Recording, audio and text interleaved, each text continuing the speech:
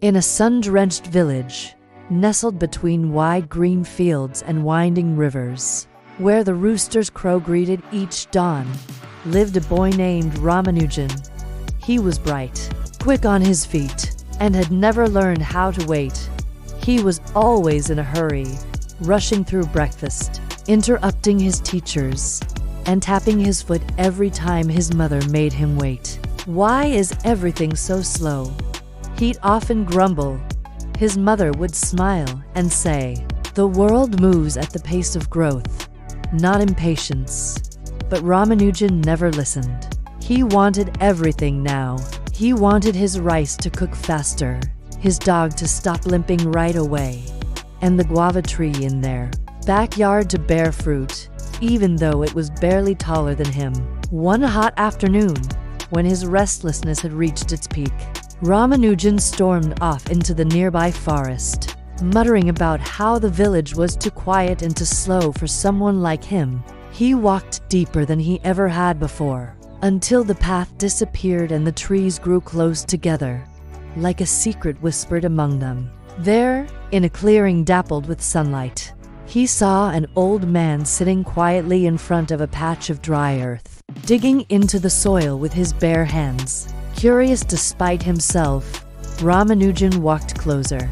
"What are you doing?" he asked. The man looked up, his eyes kind and ancient. "Planting time," he replied simply. Ramanujan blinked. "That's the most ridiculous thing I've ever heard. Time can't be planted."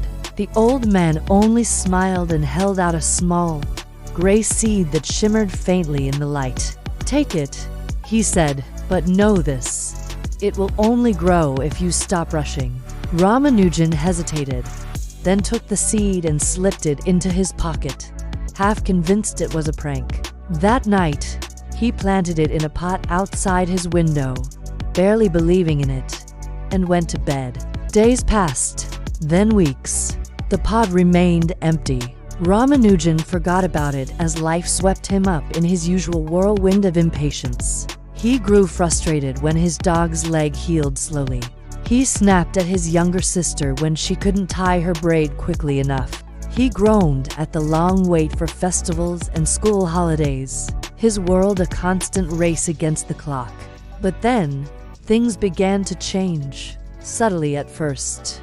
One evening, he noticed his mother quietly sewing his torn school bag without a word of complaint. He sat beside her and simply watched the rhythm of her hands, the gentle, unhurried steadiness of someone who gave time without resentment. It was a quiet moment, but it planted a seed in his own heart. The next day, when his sister spilled rice on the floor and looked at him with wide, nervous eyes, Ramanujan paused. The familiar urge to yell rose within him, but he pushed it down.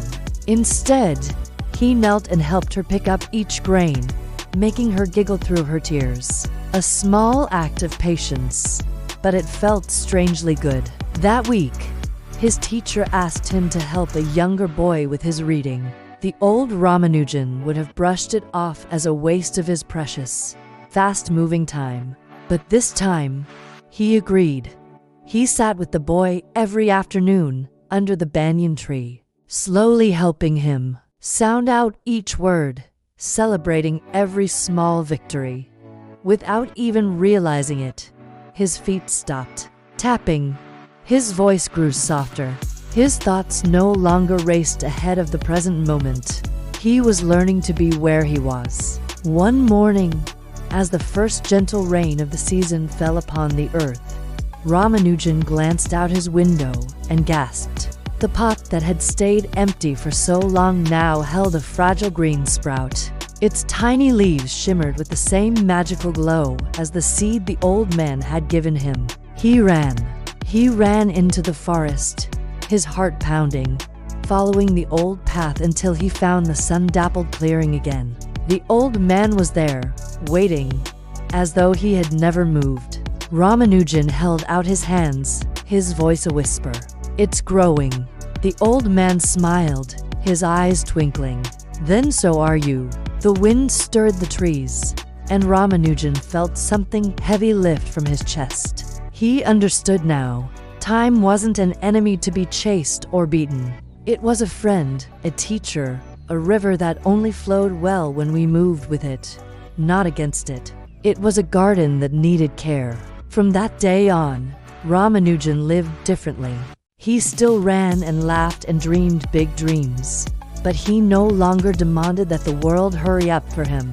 He learned to sit by the guava tree and simply wait, enjoying the feel of the sun on his skin. He learned to be present when his sister cried, offering a hug instead of a hurried word.